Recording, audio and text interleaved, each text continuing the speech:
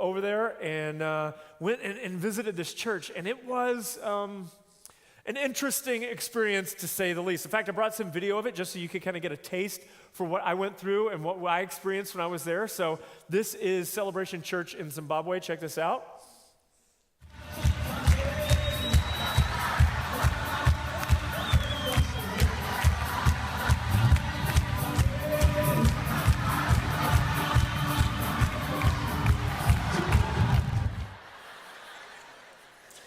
Yeah, that's just me thinking, what is a white boy from the middle of America doing in Zimbabwe? Do they realize who they've invited to come speak in their church? And honestly, I found myself at different points before I spoke just thinking, oh my gosh, they have no idea what they've done. There's so much energy, so much excitement, and I am, well, let's just say I'm not known for my excitement. And so I was thinking, this is going to be really interesting, but it was amazing. It really was amazing, and I loved being over there. The church was wonderful. The people were wonderful. It was just a really cool experience. Here's why, though, I share that with you. I just wanted to kind of tell you a little bit about why I get invited to do stuff like that.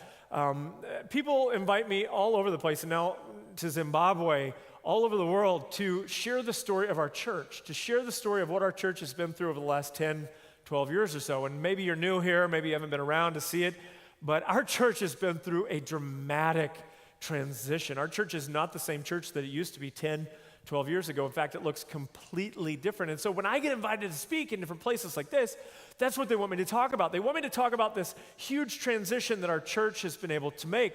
And so when I go, one of the things that I do is I share some video footage of just what our church used to look like. Some of you were here, you saw all of this. Some of you have never seen this before, and so it's going to be a total shock to you what our church used to look like and be like.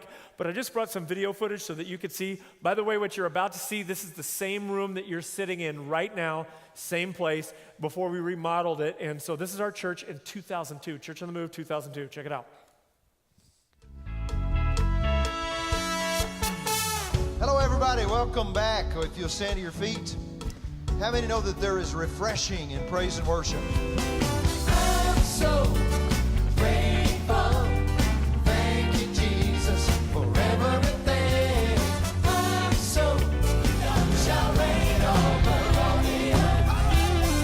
Sing to the ancient of days. Church on the Move 2002, right there. Yeah.